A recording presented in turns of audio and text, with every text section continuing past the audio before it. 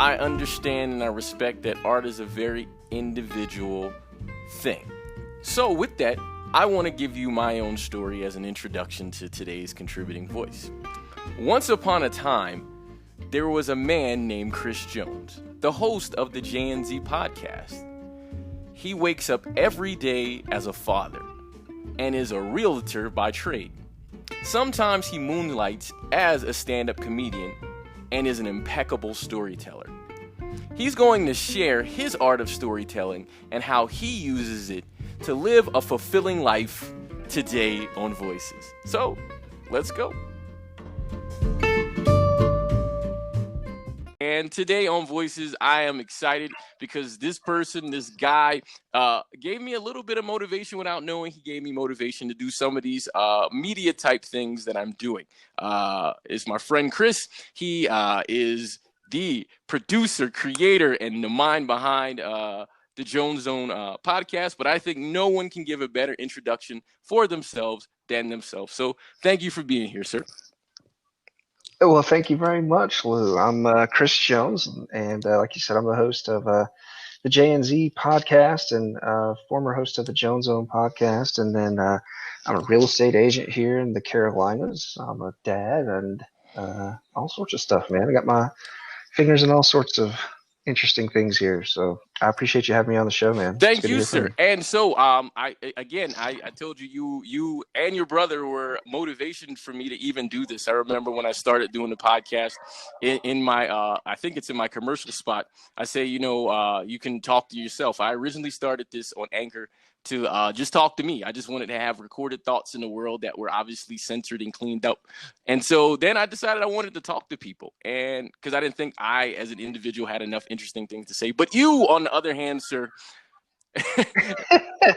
Everyone thinks that. But you, on the other hand, sir, are an amazing storyteller. I've known you for some time now, and I can think of some of the times where you've told stories and you kind of leave people on the edge of the seat. And I think they're really, really not only good stories, but you write them well too. Because if anyone follows you on social media, they'll see sort of the creativity of your mind and what you create. And I think that may come from a lot of areas. So first, I would say, how did you get into storytelling? I don't know. I guess just as a kid, and I have a brother, Brian, as you know, and he's 3 years younger than I am.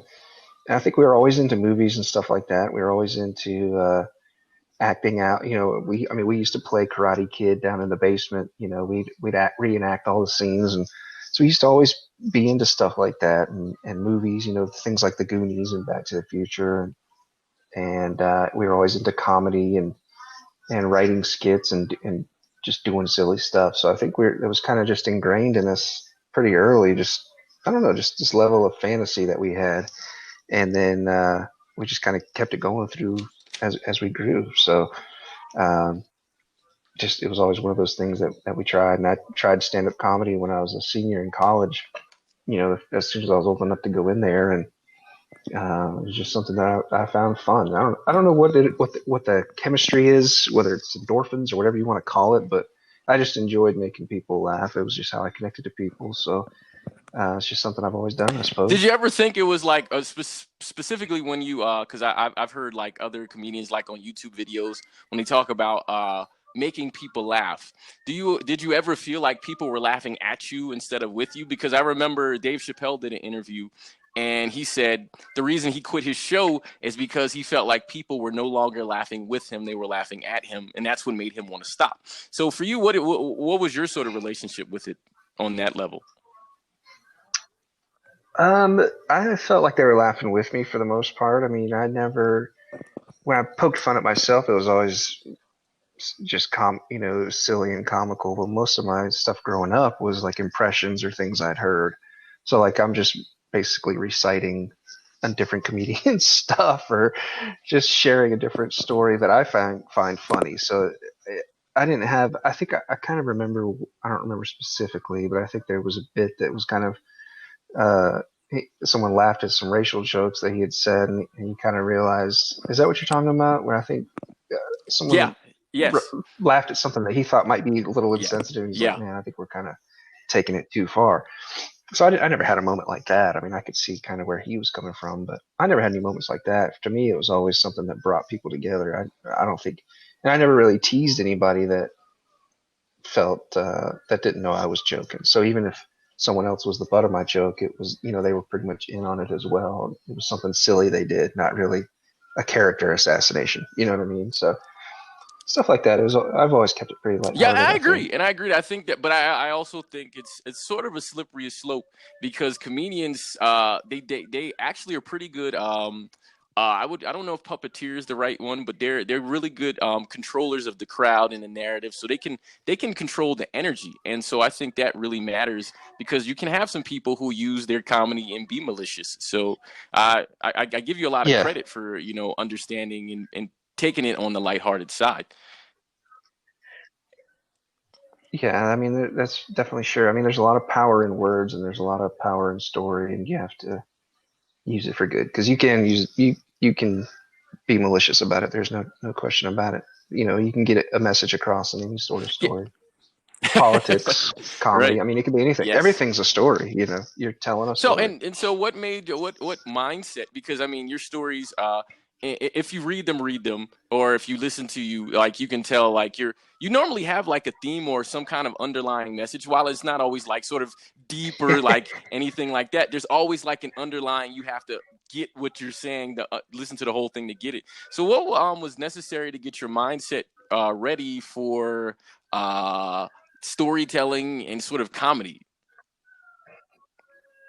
Well, I think with the J and Z podcast, which is my new baby, uh, I just wanted to have I wanted to be able to express myself, kind of like you said. I wanted to kind of record myself.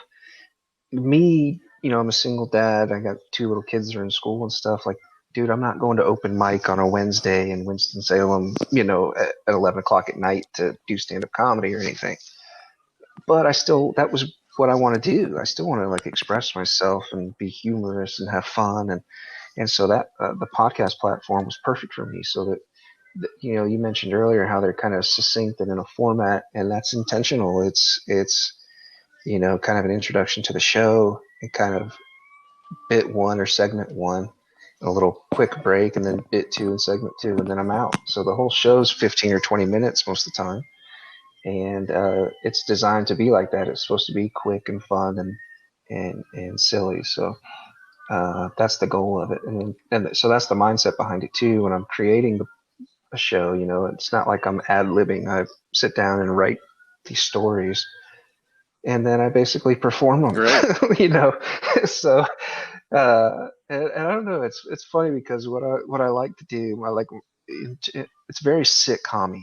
It's I like to put a bow on them at the end. I like, you know, the last line of the story is usually some sort of callback to something that happened earlier, and it's usually something that involves my kids or me being silly or the jokes on me type of deal, which we talked about earlier. But so that's kind of the mindset, is just kind of let's make something quick that people can get in and out, and people can chuckle at, hopefully. And then, you know, like we mentioned the Jones Zone podcast. I mean, that was a different podcast, which it was a way of sharing stories, but it was an interview show, and so we started that. God, believe it or not, we started that in Wow. 2016. I mean, we had to tell people what podcasts were. You know, hey, dude, we come on our podcast. Like, what are you talking about? Or you know, because a little backstory behind that for people that don't know. My brother and I used to be in real estate together. I'm still in real estate, but he's not, and we were just looking for a way to be different. We were looking for, you know, a way to meet people without, you know, BNI and doing all the networking and doing all the different stuff. So we wanted to create a community this way, and kind of put our name out there and meet peoples. And so we had an interview show where we had, you know, people from the community, business owners, entrepreneurs, community leaders, um, folks like that in our community sit down with us and do an interview style, and they would get to tell their story, and you know, why they started their business, how they started their business. They would share with us, you know, their dreams and goals, and it was really cool. We published. I looked the other day. We put out over 150 Wow. episodes total. In we stopped at the very beginning of 2019, so we did, you know, like one a week almost. and most of those were with some sort of guest or somebody else. So it was really cool, man. A lot of those people have gone on to do some really cool things. Like I remember one of our first episodes was this lady talking about a park that they were going to build in Tega Cay, one of the local communities, and it was for special needs kids. And at that time, it was just like this hope and dream. Well, dude, they had the ribbon cutting a couple of Wow. months ago. So it was, yeah, it was really cool. Like all these years, we followed them for a couple of years, and got to hear her story. And it was this woman that was championing the whole thing, and obviously she had an experience with a family member that wasn't able to kind of participate at a regular park. So they built this park, and in our podcast, if you go through the library there, you'll see all sorts of stories like that. This coffee shop that wasn't open, they were just doing like home deliveries and in-home stuff, making it in the house, and then now they're like one of the coolest coffee shops in town. It's like really cool to see stuff like that. So story's always been a big part of what my brother and I do, and we took a break from that as he transitioned out of real estate. He got a different job, so that kind of put that on the back burner. But I had to get back out there, man. I couldn't, telling stories, whether they were other people's or my own, has always been something that I've liked. And so I had to start my own back up. So that's when the JNZ was kind of born. And it was going to be another interview style because I was going to, I wanted to, I missed doing that. I missed that connection of hearing other people's, and I'm sure you get that too with your podcast, and hearing other people's stories just kind of, I don't know, kind of connects you there for that moment in time at least, and then you could share it later. But and then I just decided, I was like, you know what, if I could do anything, what would I do, like job wise? Like this was kind of, I'm thinking about restarting the Jones Zone podcast, and I thought to myself, if I could do any job in the world, what would it be? And it was like, man, it would be something where I could be creative. It'd be something where I can kind of tell stories, be silly. And it was basically a podcast host. I was like, well, damn, dude, why don't you just make your own podcast? You know how to do it. Why don't you, instead of doing the podcast that you like, why don't you do a podcast that you love and like make this your thing and build it up? And who knows, if you do another 150 episodes of the JNZ, who knows, so maybe you can make some money off of it and you can have your dream job. So then the JNZ was born. So long answer, but yeah, No, we got that's there. and but the thing is that that's something that sort of has layers, and it needed the layers to be explained, because the thing about it is that you did go from one thing to another, but you followed your passion, which made it require different layers. And so Yeah. you mentioned something about like sort of talking with people. Did you feel that you need sort of because obviously podcasts you don't and if you don't have guests, you don't have an audience response, so to speak. So do you feel that you need sort of an audience response when you create, or are you just creating and you have in mind what the response should be, or your ability to create was enough for you? I think the ability to create was enough for me, but feedback is important to me. So like when someone says they listened, or someone says that was a great job, or what, like just the other day I was in my parking lot and someone said, hey, I listened to your podcast and it was really funny. Like they were surprised, it was really funny. I had this bit about almost running out of gas. I'm one of these guys that, God forbid, I get gas before I actually need it. And she's like, I'm the same way. I do the same thing. I had to pull into a gas station on empty the other day. And so we had a chuckle about that. So I love the feedback, but I don't necessarily need it to perform, I guess, if that No, makes it totally sense. makes sense. It goes with the case of, how you while you can do comedy, you don't necessarily need that sort of high that you get from being in a comedy club or a dive bar doing some of that stuff. And so, like, as far as like finding your content, like, what role of you being a father and a real estate agent and just in being a sibling does it go into you creating your content or finding content or telling your stories?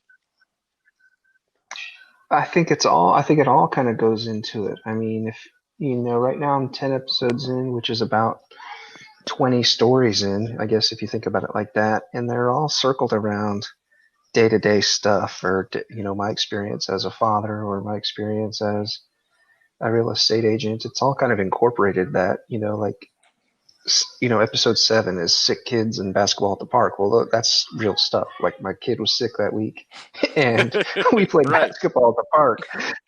So the stories for the most part are based in reality. There's exaggeration there, sure. There's some satire mixed in, and a little bit of like I said, I like to wrap a bow on it towards the end. But for the most part, these are thoughts that originated in reality, basically.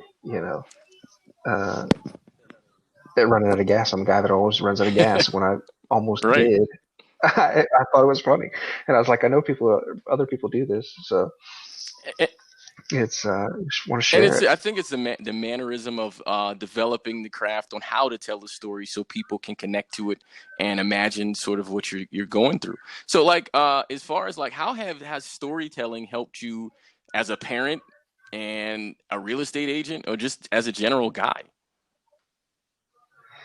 Um, I mean, it's helped in a bunch of different ways. I mean, as a parent, I think anytime you can relate to your kids is a positive. I mean, whether it was directly or intentional or unintentional, I think you share stories with them every day.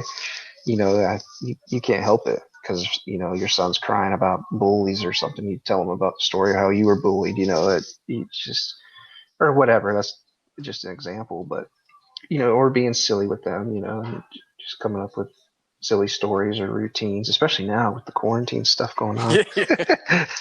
So we're reading and sharing stories all the time. I don't think people realize how often you share a story. Like, you do it all day, every day. You come to work and you complain about something that happened last night. Well, you're sharing a Yeah. story. So it's just a different way of looking at it. So, and the same with real estate. You're talking to your clients. You're getting them through stuff. Like, I always give examples of, you want to do this because of one time I had a client where this happened, blah, blah, blah. Or networking and meeting new people, like with the podcast. That's how we built our network. That was kind of the foundation of, getting referrals and meeting people, after they share their story. By the way, we're real estate agents, and we'd love to earn your business, and we'll support yours if you support ours. So we kind of ran the podcast as a not a front, because that sounds weird, but it was just an in. It was how you met people. And so that's how it helped with that. And then of course the podcast is story based, the J&Z podcast. So I think story plays a huge part in everyone's life. And I mean, what do you do when you're sitting around the dinner table? You tell stories. You're talking. You're not going to believe what happened to me the other day. That's what the basis of communication and fellowship is about, to me. Oh, I agree. And the thing that I find most interesting, and I've said this because I've been working on it sort of in my mind of how to do it. Facebook is literally the greatest storyteller in the world because they take your stories and they stick them out there for everyone else, and they monetize that by selling you. And then they have your picture, they have sound bites sometimes, and you volunteer it to them, and they just sell stories all day. And it's Yeah. really interesting because I thought of this, and I'm sure someone will. I've said it, I think, on another podcast, but I was like, if someone took their story of their Facebook story from when they began to where they are now and put it together as a book or some kind of like documentary, I think that would be an amazing piece of art if they're able to like weave it together really well, because it can show, for some it may not show any growth, but for many it will show growth as, Yeah. as a person. And Dude, you're still hanging out at that place? Good Lord. I, Yeah, like that. Like when the Facebook memory pops yeah, up and it's like something that could have been from yesterday and it was like from 10 years ago. Well, sometimes they do that. Like they have those little montage videos that they'll post or something like that. And sometimes it gets you. They'll show a picture of your kid from like 4 years right. ago. It's like, oh man, yeah, geez. And it's I think that's why Snapchat. I don't know if I don't keep up with Snapchat all that much, but I remember when it hit the scene, everybody was like, "Oh my god!" And of course now, Instagram and Facebook have story. story Right. options as well, and those are really cool too. There's people that are on there that really utilize that a lot. So, and I'm guilty of watching people's stories all the time. It's interesting. It's interesting to me because I actually I watch some stories, but I really don't watch them. Watch them, like for instance, I use WhatsApp, and there's stories on WhatsApp, but the people's stories are so disjointed. That's why it's kind of, for me, it doesn't get that same thing. Whereas I think, Yeah, like you said, you write your stuff down, and you think about it underlying what thing it has, and then so you're able to wrap it up with the bow at the end. And people don't normally have bows for theirs, and that's why people are not terribly yeah, interested in it, because they're so disjointed, because they're not looking at it as creating something with a beginning, middle, and end. And so I think that's where they miss. exactly. And so for you, I know you mentioned this before, and it kind of came to my mind, not that you need to have a specific set number, but you talked about like movies and things in your past. So what were some of the your favorite media type of things that you've consumed, like favorite movies, favorite comedians that have influenced you today to create the way you're creating? So Seinfeld and Larry David. Um, Larry David does, for people that don't know, he was the co-creator of Seinfeld, but he was probably the primary writer because you can tell in the seasons that he left, the show just went Yeah. downhill. And then he also created Curb Your Enthusiasm. And those shows, like when I say I like the sitcom format, they're his shows. That The Office is like that a little bit too. Some, not really, but sometimes, a lot of the times, it is like. Oh, now that I think about it, yeah, it probably is a little bit like that. But those are the quick hitters that I like. Like I like the sitcom base, in particular Larry and Jerry. I think they did it the best. And Owen Wilson is kind of he feels random now, but like back when he was putting out movies a lot, I was really into him. Um, Wes Anderson a little bit, which he worked a lot with Luke and Owen Wilson, both of them, and so stuff like that. I was really into for a while, and but mainly Jerry and Larry were probably the main inspirations for me, or the styles that I like the most, especially Curb Your Enthusiasm, because I mean it always brings it back to something that happened in the beginning, or something that happened early on in the story, and it just makes you laugh because you're like, man, yeah, I knew that was going to come back to bite him in the end. So to me, like that's the best type of writing is when it's neat like that. That's super duper interesting. I only have a few more questions for you, but one is so I've been recently writing, like I wrote a book. I wrote two books. I'm writing another one. I'm writing fiction because I don't really have a lot of fun trying to write nonfiction. I think that's boring. But I'm Yeah. writing a book. It's nonfiction, two nonfiction books and two screenplays. And because like while writing the books, I have visions. I can see them in my head. And I say that because of Dan Harmon. I don't know if you know who Dan Harmon is, but he's the one of the primary writers on Rick and Morty, and Oh, okay. and so he has this thing. If I'm probably the one guy has watched thousands of these videos, but he has something called a story circle.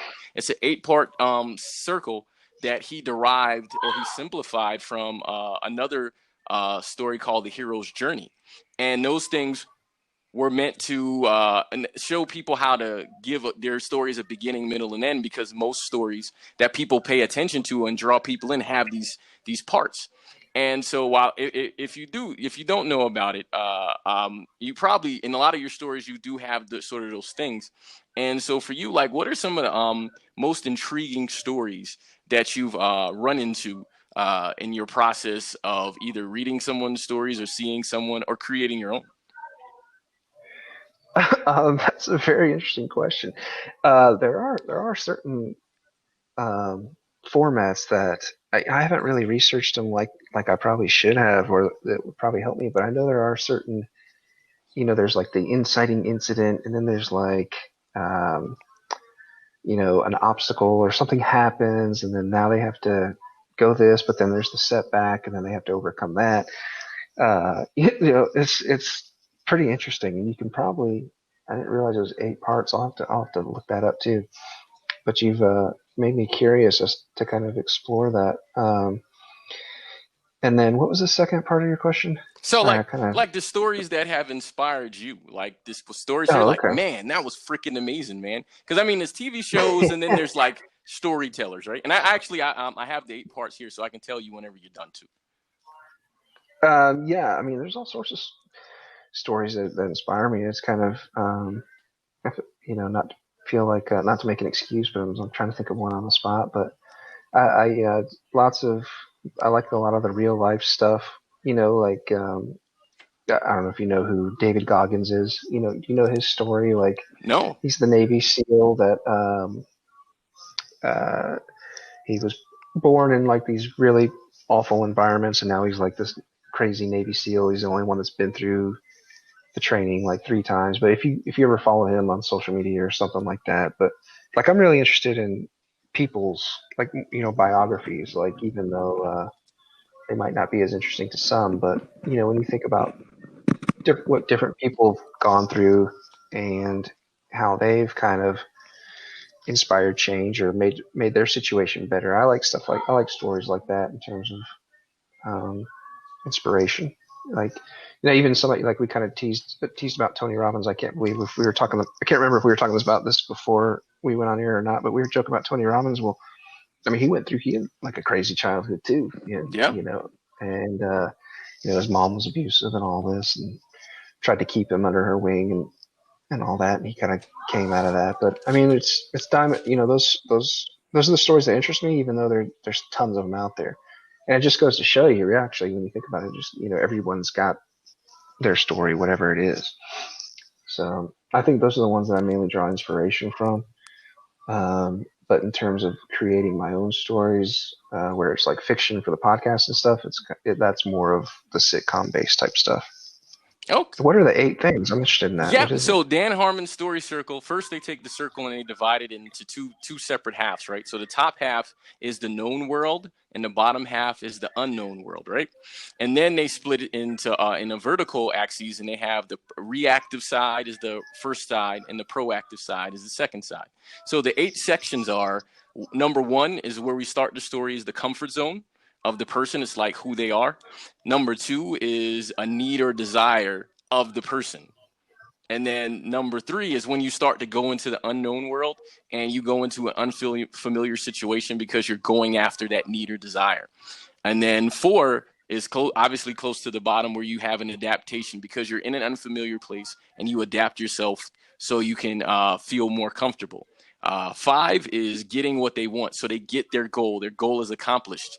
And 6 is, but you pay a super heavy price for that. And that's where now we're starting to move into the proactive side, where you're doing more things because you have knowledge. And 7 is return to your comfort zone. So you return to back to who you are, but you're not the same anymore. And 8 is like you are back into your normal world, right back to your comfort zone, but you're not the same person, but you're back into that normal world. So the world is familiar to you. And it was interesting to go look at that and see that, because if you I've watched several YouTube videos and listened to and read several articles, and if you look at many of the really, really popular stories and movies out there, they all follow that circle. Mm-hmm. And Yeah. if the story doesn't follow it, in addition, the characters follow it. The protagonist always follows that. The antagonist sometimes follows it. It's where they may take specific parts out, but that's because they don't want the antagonist to be whole. They want the antagonist to be a flawed character, so they don't complete the entire circle. So they may not return to who they are. They may return changed. And so that's why they wouldn't complete the entire story circle. But I thought it was interesting because then there's a video of an episode he did of Rick and Morty where he has like Rick it goes through the circle one way and Morty goes through it a completely different way. And it's really, really interesting. And it's intriguing because not all stories are like that, but almost every story has those elements. And I thought that was really, really interesting. Well, it's funny that you're talking about this, because what popped to mind, what came into my mind, honestly, was Disney. Yeah. Like you could probably print that out, sit with it on your lap, watch a Disney movie, and just watch it go through that. What the care. I mean, pick one. Frozen, pick Moana. Cinderella, whatever. Moana's this little girl, and now she's put in charge of the village, and the village has hard times, and now she goes out into the ocean and Yeah. has to fight the not only herself but bring the village. I mean, just you could probably go straight through that list as you're watching the movie. That'd be a really cool exercise, actually. I've actually done that several times, to be honest. The Dark Knight, Really, that's fun. Yeah, it is. The Dark Knight is actually the one that they use the most, because the story of Bruce Wayne and the Joker is like the Dark Knight. Christopher Nolan wrote that movie, and it fits that. Inception. Christopher Nolan, if you watch his movies, they follow literally that story circle, and it's really interesting. Andrew Stanton, I think he's the CEO or he's the head of Pixar, for Disney. He did a TED talk about storytelling, and he did 3 stories on the stage, on the spot, and did all of those things. And then he explained on why Pixar was so starkly different at the beginning compared to Disney, because like they didn't want to make movies with songs, they didn't want any dances, they didn't want any of that frou-frou stuff, and they revolutionized the way movies are made now, for specifically for children. And it's interesting how they use that story circle. yeah, that's crazy. Yeah, but I believe it 100%. I don't, I think, I mean, you take, I mean, Shawshank Redemption, Road to Perdition. You pull out any of the classics like that, and you'll be able to follow that right to a T. So that's great stuff. I'll have to do that next time I watch a movie. I might print that out and just sit there, just check the boxes as we go Well, along. Yep, there it is. I have it in my phone. I will send it to you so you can follow. So, one more, like, so you've told a couple of stories, but one story really kind of stood out to me. So I want you to kind of, if you could, tell the story or explain the story. And for me, it was about either the basketball story or the Girl Scout cookie story, because both of those were absolutely hilarious to me. And I just feel like people people need to know about those. uh, all right, so the one at okay, yeah. Well, I appreciate that. Thank you very much. So the Girl Scout cookies one. Correct me if I'm wrong, but it actually kind of turned into my experience as a Boy Scout. Is that the episode you're Yes, talking about? Yeah, yes. yeah. And which was funny, and kind of so ridiculous and over the top, but it still originated from some truth there. And then the basketball at the park one, which man, I wish that wasn't true, but that one pretty much for the most part is. So basically, my son and I went to the park to play some basketball, and another kid showed up, and uh, I'm 38, my son's 10, and this kid was probably 12 to 13 or something like that. He was by himself. And he asked if he can play with us, so of course we're like, yeah. And he challenges me to one on one. I'm like, oh my gosh, all right, because I guess my son was too little for him or something. And so we're playing one on one, and at first I get up on him, I'm winning, and then I start to kind of feel guilty about it. It's like, what are you doing? You're gonna beat this kid. You let this kid have this. You don't know this kid. Who cares if he beats you? So then I start kind of letting him win, and then he starts to get a little full of himself and starts to start getting cocky to me, which kind of rubs me the wrong way. So now I start to kind of put him back in his place, and now I'm winning again, and then there's this the final moment at the end where I find myself tied with this child in one-on-one basketball, and I can either I can win if I want to pretty easily, or I can kind of let him win. And so I'm at that point where I needed to make a decision. Do I go ahead and win, or do I kind of let this kid win and make his day? And I had to make a decision, and I did. And that's on the episode. If you want to hear it. No, that's perfect. That's exactly what I want. They need to listen to that. And I think it's an amazing story. Yeah, it was fun, man. Yeah, that was a good time. So, but yeah, I think we all learned a valuable lesson that day. I'll put it that way. I agree. And the Girl Scout cookie one is like, I'm weird about Girl Scout cookies because I always joke that they have drugs in them or something, because there's no way that cookies are that delicious and only come out like once in a while. But then I've thought about it. I'm like, hey man, but Boy Scouts sell popcorn. They need to learn how to push their units, in a better way, like the Girl Scouts. Yeah, I don't remember I don't remember that one as well because it kind of went in a bunch of different directions. But basically, I bought some Girl Scout cookies from a buddy of mine or his daughter, and then that kind of reminded me of my time in Boy Scouts. So there's a little comparison about the popcorn and the cookies. It's like, boy, the Girl Scouts really had it easy. Here I am shoveling this tin of cheddar and white cheddar and caramel popcorn around like anybody wants to buy that stuff. And then just the debacle that is the Pinewood Boxcar Derby, if you've ever been a part of that, Yes. where where the boys have to build their car, and basically some kid got caught cheating. It was just a whole debacle. So, but yeah, and they're and that's my goal of these stories is like they're silly and they're funny, but hopefully they're relatable and the episodes are short, so my goal is to like it's your commute to work. You pop these episodes in and get a little chuckle and go about your day. So, um, but yeah, I mean, for anyone that's out there listening, give it a follow, man. The JNZ podcast, it's on most of the platforms, to my knowledge, at least. And yeah, give it a shot, give it a try.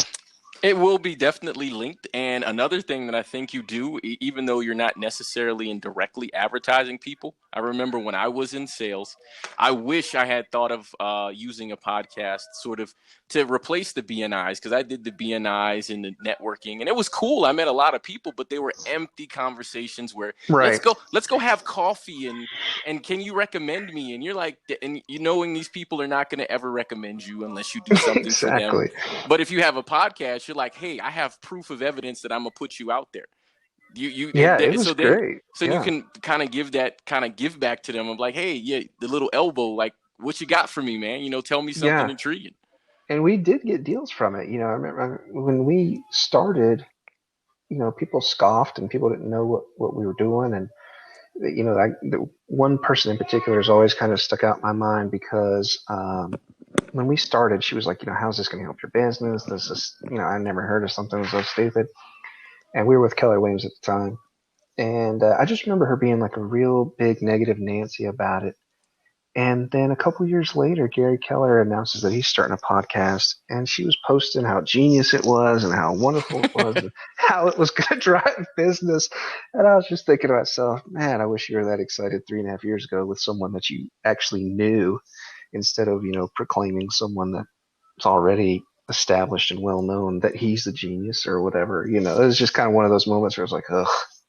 I But try not to throw barbs at people, but it's easy to be sheep. It's really easy. yeah. And it's like, of course, it's a cool idea now, and he's already a celebrity, so of course he's going to have a hit podcast. But it wasn't so cool back when we started. But not that we're revolutionaries or pioneers or nothing like that. But most people didn't know what podcasts were back then, and so we always kind of took pride in the fact that we started that early, and we did get some deals from it, which was pretty cool. Like we had people that were on our show reach out and say, hey, I want to buy and sell my house and blah blah blah. So it worked out, and for that, for that part of it, it worked out well. So So for that, I do wish continued prosperity for that. Your podcast will be linked in the notes of this podcast, so people can definitely go listen to you. So I named this podcast Voices because I guess it's first time I'm adding this. I guess I have only child syndrome, but I want siblings, even though I have siblings now. And so I want to make sure that the people that I know, the things they're doing are out there and they're cool, because social media algorithms prevent people from hearing it. But having a simple link, following a simple show, your voice can be out there. And so I wanted to make sure the voices of my brothers, sisters, and people can be heard. So I like to end the show with the guest and the contributor having the final word. So it can be about what we've talked about during the episode or anything that's on your heart. So I will say thank you to you, and I will leave the final word to you.